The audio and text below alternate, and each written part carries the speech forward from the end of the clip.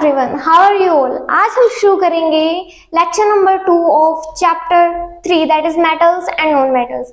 इससे पहले वाले लेक्चर में हमने देखा था basic structure of extracting metals. आज हम पर्टिकुलर मेटल लेके उसका एक्सट्रैक्शन का प्रोसेस देखेंगे। So first start with the mercury. Mercury का जो ओर होता है वो होता है HgS, जिसे हम प्यार से कहते हैं सिनेबार। ये एक सल्फाइड ओर है। तो हमने देखा था जो सल्फाइड ओर होते हैं उन्हें हम ऑक्सीजन की प्रेजेंस में हीट करते हैं ऑक्साइड में कन्वर्ट करने के लिए। और ऑक्सीजन की प्रेजेंस में हीट करना मींस रोस्टिंग। जब हीट करेंगे तो बनेगा HgO plus SO2, sulphur dioxide gas release हो जाएगी। इसकी बैलेंसिंग देखें तो 2 ऑक्सीजन, यहाँ पे 2 करेंगे, 2 + 2 2 ऑक्सीजन, 2 2 जा 4, 2 Hg, 2 सल्फर। अब ऑक्सीजन कितने होगा 4 5 6, तो यहाँ पे हम 3 कर देंगे। अब ये जो ऑक्साइड आई है अब इसे हम हीट कर देंगे। HgO को अगर हम हीट करें तो हमारे पास मेटल अलग हो जाएगा प्लस ऑक्सीजन रिलीज हो जाएगी। ये क्योंकि बहुत ही लो रिएक्टिविटी के मेटल्स हैं तो इनकी ऑक्साइड को रिड्यूस करने के लिए हमें किसी रिड्यूसिंग एजेंट की जरूरत नहीं है। ये डायरेक्टली हीटिंग से ही मेटल में कन्वर्ट हो जाते हैं, राइट। इसका नेक्स्ट वाला पार्ट हम देखेंगे कॉपर की जो एक्सट्रैक्शन होते हैं उसके बारे में। मरकरी का देखा हमने, अब देखेंगे Cu2s, कॉपर का और Cu2s, ये भी सल्फाइड हो रहा है, इसे हीट करेंगे ऑक्सीजन की प्रेजेंस में। क्या बनेगा फिर से Cu2O plus SO2 gas release हो जाएगी। इसकी बैलेंसिंग देखते हैं, 3 ऑक्सीजन 2 + 2 4 ऑक्सीजन, यहाँ पे 2 है, 2 से मल्टीप्लाई कर देंगे 2। अब यहाँ पे कितना हो गया 2 2 = 4 कॉपर, 2 2 = 4 कॉपर, 2 सल्फर ऑक्सीजन, हम कितना हो गया 2 2 = 4 5 6 ऑक्सीजन हो गया और यहाँ पे 4 है तो यहाँ पे इसे 3 से इंटू कर देंगे। अब इसका रिडक्शन करेंगे, Cu2O Cu2s मिलके बनाएगा copper plus SO2 gas release हो जाएगी। इसकी बैलेंसिंग देखें, 2 + 2, यहाँ पे 4 कार्बन है, 4 कॉपर है, 4 कॉपर, सल्फर 1 ऑक्सीजन कितने हैं यहाँ पे 1, यहाँ पे 2, तो 2 ऑक्सीजन हो गए। कॉपर कितने हो गए 2 2 = 4 5 6 कॉपर हो गए।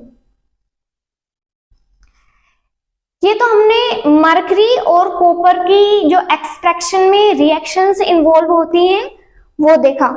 यहाँ पे भी हीट करेंगे और यहाँ पे भी हीट करेंगे। ये तो लो रिएक्टिविटी वाले हो गए। अब हम देखेंगे मिडिल में आते हैं जो कि रिएक्टिविटी सीरीज में, जैसे कि जिंक, आयरन, लेड वगैरह। इसमें सबसे पहले हम ऑक्साइड में कन्वर्ट करेंगे ओर को।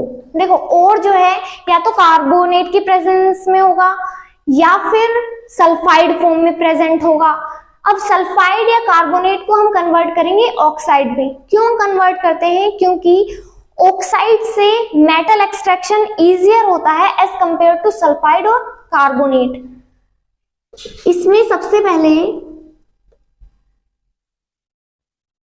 कन्वर्ट करेंगे ऑक्साइड में, टू कन्वर्ट इनटू ऑक्साइड। तो 2 प्रोसेस हमने देखे थे, एक रोस्टिंग और एक कैल्सिनेशन। रोस्टिंग किसकी करते हैं? सल्फाइड ओर की, जैसे कि हमने लिया ZnS। रोस्टिंग क्या होता है? Heating in the presence of, ये हमने प्रीवियस लेक्चर में भी देखा था, in the presence of oxygen. ZnS जैसे कि है सल्फाइड और, इसे ऑक्सीजन की प्रेजेंस में हीट करेंगे तो ये ऑक्साइड बनाएगा ZnO plus SO2 gas release हो जाएगी, राइट। इसकी बैलेंसिंग 2 2 to 4 2 Zn2 हो गया, 2 सल्फर। अब ऑक्सीजन कितना हो गया, 2 2 4 5 6 ऑक्सीजन हो गया, तो यहाँ पे 3 कर देंगे। ये रोस्टिंग करके हमने जिंक सल्फाइड को जिंक ऑक्साइड में कन्वर्ट कर लिया। कैल्सिनेशन भी हीटिंग ही होता है, हीटिंग, लेकिन इन द एब्सेंस और लिमिटेड अमाउंट ऑफ एयर या फिर ऑक्सीजन। जैसे कि कार्बोनेट और को हम कैल्सिनेशन करते हैं, जिंक कार्बोनेट को हीट करेंगे तो क्या बनेगा, ZnO, और यहाँ पे जो गैस रिलीज होगी वो होगी CO2। ये ऑलरेडी बैलेंस्ड है। कैल्सिनेशन हो गया, रोस्टिंग हो गई, सल्फाइड की रोस्टिंग हो गई, कार्बोनेट की कैल्सिनेशन हो गया, ऑक्साइड में कन्वर्ट हो गया। अब हम ऑक्साइड से मेटल कैसे एक्सट्रैक्ट करेंगे, क्योंकि ये मिडिल में आते हैं रिएक्टिविटी सीरीज में, इसलिए इनमें रिड्यूसिंग एजेंट लगेगा, जैसे कि कार्बन हो गया, कोक हो गया। अब हमने ऑक्साइड में तो कन्वर्ट कर लिया, अब इससे मेटल कैसे एक्सट्रैक्ट करेंगे, वो करेंगे in the presence of a reducing agent, जैसे कि कार्बन। हमने लिया ZnO प्लस कार्बन के साथ हीट करा है, ये मिल गया हमें metal ZnO plus CO, carbon monoxide. अब यहाँ पे कार्बन के साथ ऑक्सीजन क्यों आई, because carbon has more affinity for oxygen than zinc। Means carbon को ऑक्सीजन से ज्यादा एफिनिटी मीन्स अट्रैक्शन, प्यार। कार्बन को ज्यादा प्यार है ऑक्सीजन से, तो ये ऑक्सीजन के साथ निकल लेगा और जिंक अकेला रह जाएगा। हमने मेटल ये एक्सट्रैक्ट कर लिया। तो middle of the activity series के भी एग्जांपल्स हमने देख लिए। अब कुछ हम देखेंगे जो कि डिस्प्लेसमेंट रिएक्शन से भी हम एक्सट्रैक्ट करते हैं मेटल्स को। डिस्प्लेसमेंट रिएक्शन में हमने क्या देखा था, ऐसी रिएक्शन जिसमें मोर रिएक्टिव एलिमेंट डिस्प्लेस करे लेस रिएक्टिव एलिमेंट को फ्रॉम इट्स सॉल्ट सॉल्यूशन। तो सेम वही चीज भी हम यूज कर सकते हैं for the extraction of some metals, जैसे कि मैग्नीज का extraction from manganese dioxide, that is MnO2 का एक्सट्रैक्शन। अगर इसे एल्यूमिनियम पाउडर के प्रेजेंस में हीट करें तो ये बना लेगा Al2O3 plus manganese metal, separate हो जाएगा। इसकी बैलेंसिंग 2 एल्यूमिनियम, यहाँ पे 3, यहाँ पे 2 करेंगे, 3 2 जा 6 ऑक्सीजन हो गए, 3 2 जा 6 ऑक्सीजन, यहाँ पे एल्यूमिनियम अब 4 हो गए तो यहाँ पे 4 करेंगे, मैग्नीज 3 मैग्नीज। इस रिएक्शन को वो डायरेक्ट भी पूछ लेता है कभी कभी, और इसकी बैलेंसिंग भी पूछ सकता है, और इसमें मोस्ट इंपॉर्टेंट ये पूछ सकता है कि किस चीज का ऑक्सीडेशन हो रहा है, किसका रिडक्शन, या फिर ऑक्सीडाइजिंग एजेंट और रिड्यूसिंग एजेंट। ये हमने फर्स्ट चैप्टर में देखा था। यहाँ पे देखें तो मैग्नीज में से ऑक्सीजन रिमूव हो रही है, जिसमें से ऑक्सीजन रिमूव हो, लॉस ऑफ ऑक्सीजन क्या कहलाता है, रिडक्शन। MnO2 का हो रहा है रिडक्शन। एल्यूमिनियम में ऑक्सीजन ऐड हो रही है, एडिशन ऑफ ऑक्सीजन या gain of oxygen is the oxidation. अब जिसका रिडक्शन होता है वो क्या होता है, ऑक्सीडाइजिंग एजेंट, उल्टा होता है, और जिसका ऑक्सीडेशन हो रहा होता है वो क्या हो गया, रिड्यूसिंग एजेंट, राइट। एक और एग्जांपल और बहुत फेमस रिएक्शन इसमें आती है, वो होती है थर्माइट रिएक्शन। थर्माइट रिएक्शन में क्या होता है, ये तो बहुत बार पूछी गई है, थर्माइट रिएक्शन।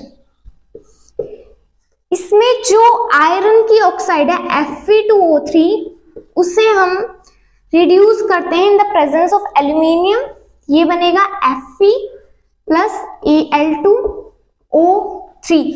ये जो रिएक्शन होती है ना डिस्प्लेसमेंट रिएक्शन, ये बहुत एक्सोथर्मिक, मतलब हाईली एक्सोथर्मिक रिएक्शन होती है, बहुत सारी हीट निकलती है इनमें से।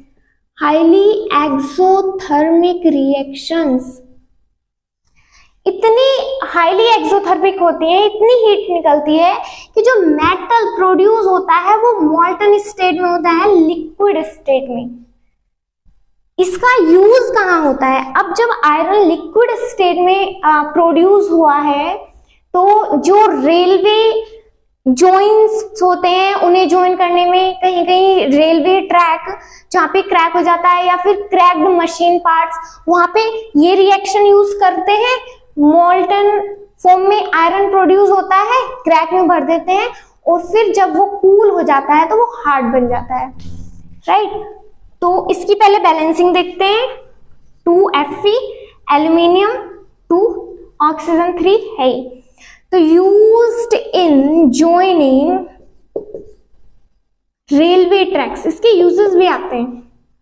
इन जॉइनिंग रेलवे ट्रैक्स और किस चीज में यूज होता है? क्रैक्ड मशीन पार्ट्स ज्वाइन करने में, cracked machine parts to join cracked machine parts. हमने लो और मिडिल रिएक्टिविटी सीरीज के एलिमेंट से तो एक्सट्रैक्शन ऑफ मेटल देख लिया। अब देखेंगे जो बिल्कुल टॉप में होते हैं, मींस जिनकी रिएक्टिविटी बहुत ज्यादा होती है, जैसे सोडियम, मैग्नीशियम, कैल्शियम, एल्यूमिनियम, इन सबको कैसे एक्सट्रैक्ट करते हैं?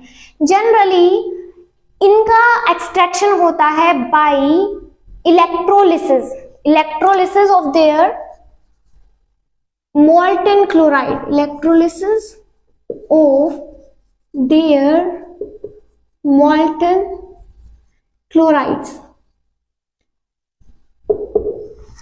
एक तो ये ज्यादा रिएक्टिव है तो फ्री स्टेट में तो मिलेंगे ही नहीं, क्लोराइड की फॉर्म में मिल सकते हैं या और भी फॉर्म में मिल सकते हैं।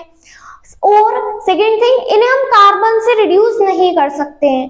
क्यों? क्योंकि इन मेटल्स की जो एफिनिटी है वो ऑक्सीजन से ज्यादा है, मतलब ऑक्सीजन के टुवर्ड्स ज्यादा है एज कंपेयर टू कार्बन। तो ऑक्सीजन जो है वो इन मेटल्स के साथ ही रहना चाहेगी, कार्बन के साथ नहीं जाना चाहेगी। तो यहाँ पे कार्बन यूज नहीं होगा एज अ रिड्यूसिंग एजेंट। इनका हमें इलेक्ट्रोलिसिस ही करना पड़ता है। इलेक्ट्रोलिसिस में क्या होता है? मान लो हम किसी क्लोराइड का कर रहे हैं, NaCl का कर रहे हैं सपोज, इलेक्ट्रोलिसिस, इसमें से हमें सोडियम मेटल एक्सट्रैक्ट करना है। कैसे करेंगे? जब इलेक्ट्रोलिसिस होगी तो दो रिएक्शन होगा, ये टूटेगा Na पॉजिटिव प्लस ये टूटेगा Cl नेगेटिव। एक होगी कैथोड पे रिएक्शन एट कैथोड। हमने देखा था कैथोड कैसा होता है? नेगेटिव। जब ये नेगेटिव होता है तो पॉजिटिव आयन को अट्रैक्ट करेगा, मींस Na पॉजिटिव को अट्रैक्ट करा इसने। Na पॉजिटिव एक इलेक्ट्रॉन लेके ये बना लेगा Na सोडियम मेटल। और एनोड पे क्या रिएक्शन होती है? एट एनोड, एनोड होता है हमारा पॉजिटिवली चार्ज इलेक्ट्रोड। यहाँ पे पॉजिटिव के पास नेगेटिव आएगा, मींस क्लोरीन आएगा। तो दो क्लोरीन ये अपने दो इलेक्ट्रॉन लॉस करके बना लेंगे Cl2, मींस एनोड पे होती है क्लोरीन गैस रिलीज। ये इलेक्ट्रोलिसिस जो हो रहा है मोल्टन क्लोराइड्स का, इसे हम कहते हैं इलेक्ट्रोलिटिक रिडक्शन। कोई और बाहर से रिड्यूसिंग एजेंट तो आ नहीं रहा, इलेक्ट्रिसिटी से ही रिडक्शन हो रहा है, therefore it is called electrolytic reduction. अभी तक हमने करा एक्सट्रैक्शन ऑफ मेटल्स, मेटल्स को सेपरेट करा। अब हम उनकी करेंगे रिफाइनिंग, मींस जो मेटल्स अभी तक प्रोड्यूस हुए थे वो प्योर फॉर्म में नहीं थे, वो इम्प्योर थे। तो इम्प्योर फॉर्म से प्योर बनाने के लिए हमें करना पड़ता है इलेक्ट्रोलिटिक रिफाइनिंग। इलेक्ट्रोलिटिक रिफाइनिंग में क्या होता है? इसका डायग्राम बहुत पूछा जाता है, मतलब डायग्राम के थ्रू क्वेश्चन ही आता है डायरेक्ट कि एक्सप्लेन इलेक्ट्रोलिटिक रिफाइनिंग। यहाँ पे हम जो मेटल हमें प्योर करना है उसकी पहले तो हम एक थिन स्ट्रिप लेंगे जिसे हम बनाएंगे cathode. This is pure metal. Metal suppose हम कॉपर ले लेते हैं, अभी मान लो हम कॉपर जो एक्सट्रैक्ट करा है उसे प्योर करेंगे। प्योर कॉपर की स्ट्रिप ली थिन, और एक लेंगे इम्प्योर जो कॉपर है उसका anode. This is the impure copper. ये कैथोड है, ये एनोड है। नेगेटिव पॉजिटिव, पॉजिटिव वाला एनोड, नेगेटिव वाला कैथोड।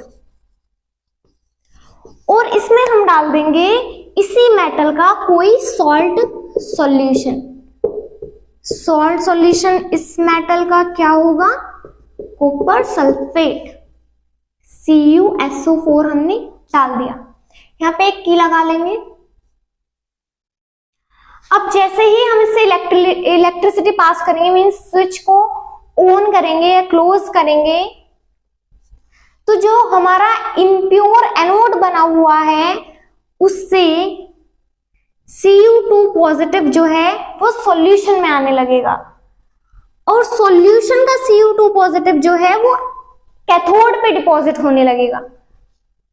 मींस यहां से प्योर कॉपर Cu2 पॉजिटिव की फॉर्म में सॉल्यूशन में आया, सॉल्यूशन पे से कैथोड पे चिपक गया।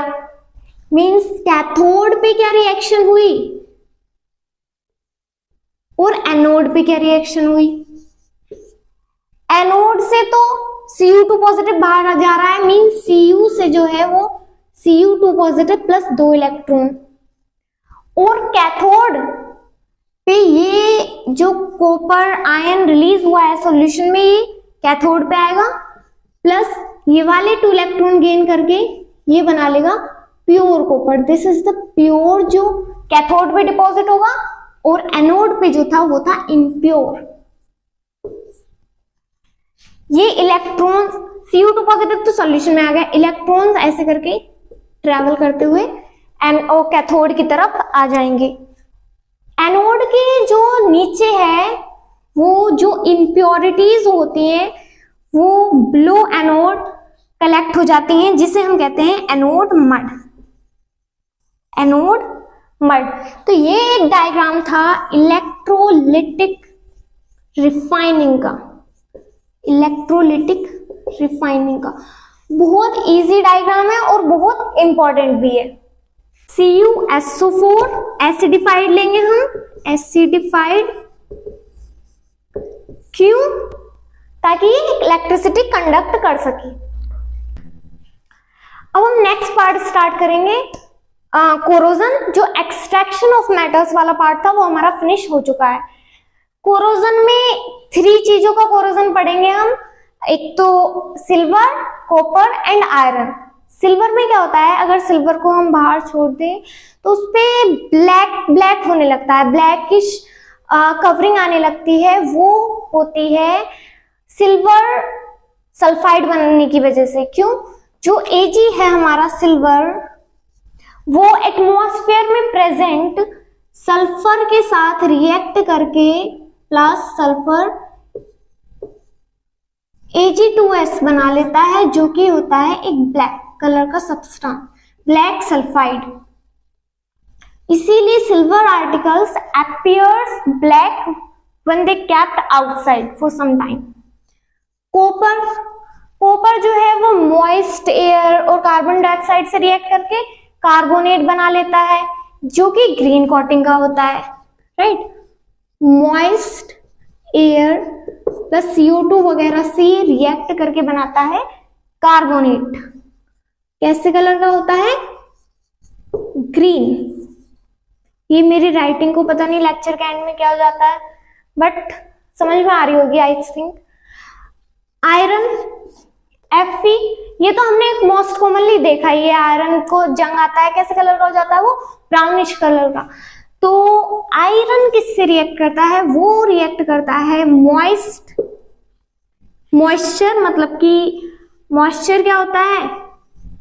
जनरली वाटर ही तो होता है, प्लस एयर में भी ऑक्सीजन से, और डेवलप करता है एक ब्राउन फ्लेकी सब्सटेंस।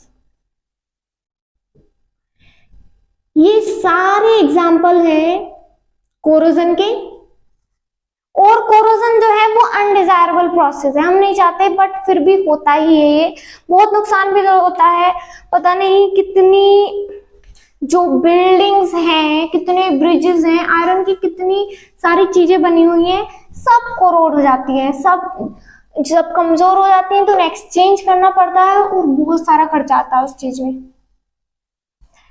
एक एक्टिविटी दी हुई है और उससे भी बोर्ड में क्वेश्चन आया हुआ है, वो है कि हम कैसे डिटरमाइन करें क्या क्या क्या कंडीशंस जरूरी हैं रस्टिंग ऑफ आयरन के लिए।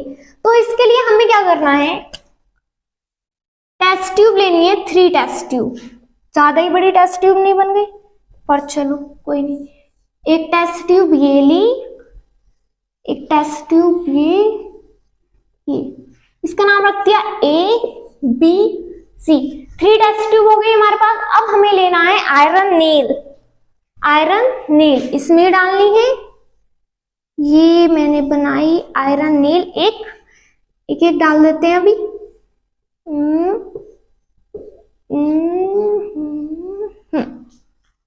ये आयरन नेल डाल दी।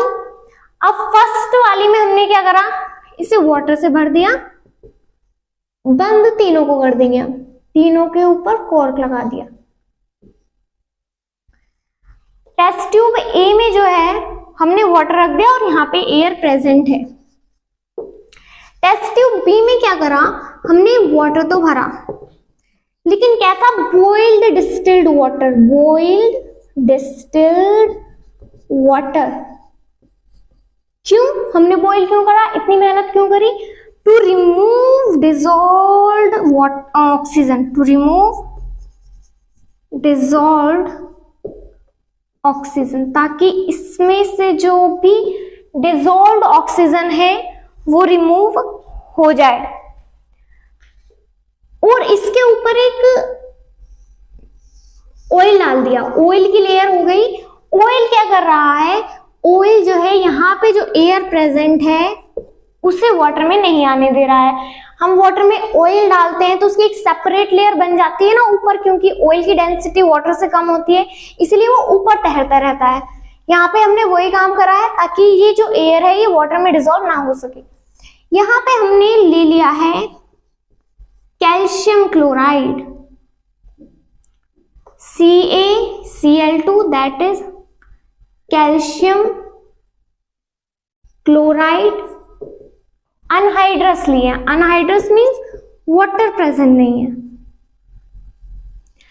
कैल्शियम क्लोराइड का काम क्या होता है, ये मॉइस्चर को एब्जॉर्ब करने का काम करती है। मॉइस्चर मींस वाटर को एब्जॉर्ब करने का काम करती है। तो यहाँ पे जो भी वाटर मतलब वेपर्स की फॉर्म में प्रेजेंट होता है, हमारे एटमॉस्फेयर में वाटर होता है लेकिन वो स्टीम की फॉर्म में या वेपर्स की फॉर्म में होता है, तो ये जिसे हम मॉइस्चर कहते हैं, तो ये उसे एब्जॉर्ब कर लेगी। मींस यहाँ पे अब ड्राई एयर बची है, यहाँ पे कोई भी मॉइस्ट एयर प्रेजेंट नहीं है। ये 3 काम हमने कर लिए।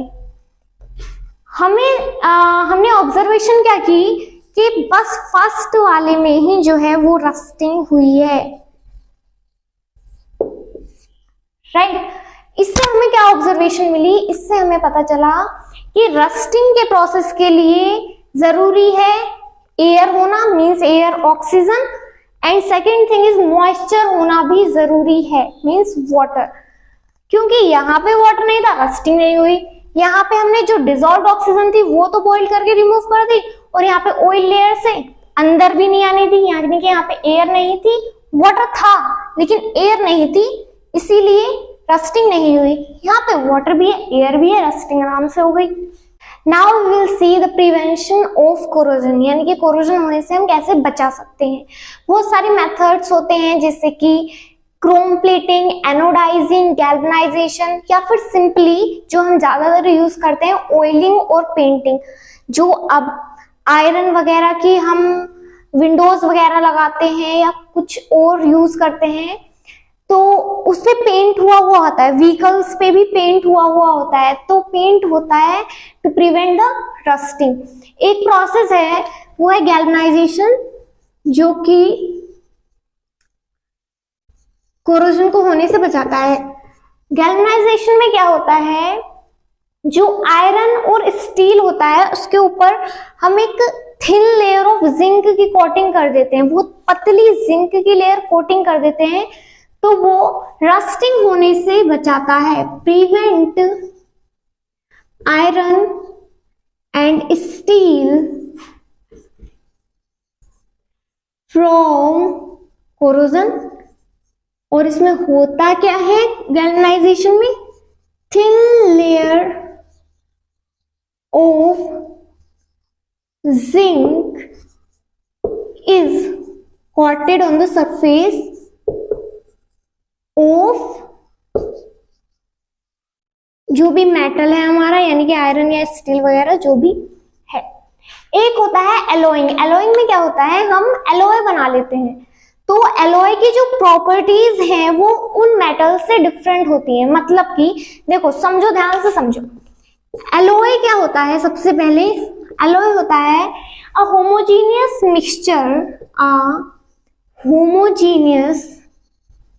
मिक्सचर, ऑफ टू और मोर मेटल्स। दो मेटल्स भी हो सकते हैं, दो से ज्यादा भी, या फिर एक मेटल और नॉन मेटल, एक नॉन मेटल और a non metal and a non metal. जैसे कि हमारा जो आयरन होता है वो बहुत सॉफ्ट होता है, प्योर जो आयरन होता है ना वो सॉफ्ट होता है और उसे प्रैक्टिकली यूज नहीं करते हैं। उसे स्ट्रॉन्ग बनाने के लिए हम उसमें 0.5% कार्बन मिला देते हैं। अब प्योर आयरन में 0.05% कार्बन मिलके वो बन जाता है स्ट्रॉन्ग आयरन, जो कि हम कॉमनली यूज करते हैं। जो भी मैन्युफैक्चरिंग वर्क में आयरन यूज होता है वो प्योर नहीं होता। और क्या एलॉय होती हैं, जैसे कि ब्रास। ब्रास किस किस के एलॉय होते हैं, ब्रास में मेटल होता है zinc and copper, zinc and copper. Bronze, bronze भी एक एलॉय होता है, इसमें होते हैं copper and tin, copper and tin, tin का सिंबल Sn होता है। सोल्डर, सोल्डर में Pb and tin, lead and tin, ये जो है इसका लो मेल्टिंग पॉइंट होता है, इसीलिए ये वेल्डिंग वगैरह में, वेल्डिंग आर्क वगैरह में यूज होता है सोल्डर। किसी भी एलॉय में अगर मर्करी इन्वॉल्व है, मर्करी मींस Hg, तो उसे हम एमलगम कहेंगे, एमलगम। ये सब एलॉय समझ आए। स्टेनलेस स्टील, स्टेनलेस स्टील कैसे बनता है, आयरन को एलॉय कर सकते हैं, मतलब कि iron mixed with nickel and chromium, तो ये स्टेनलेस स्टील बन जाती है, जो कि ज्यादातर यूटेंसिल्स वगैरह में हम बनाने में यूज होती है। राइट, एलॉइंग का पूरा प्रोसेस हो गया।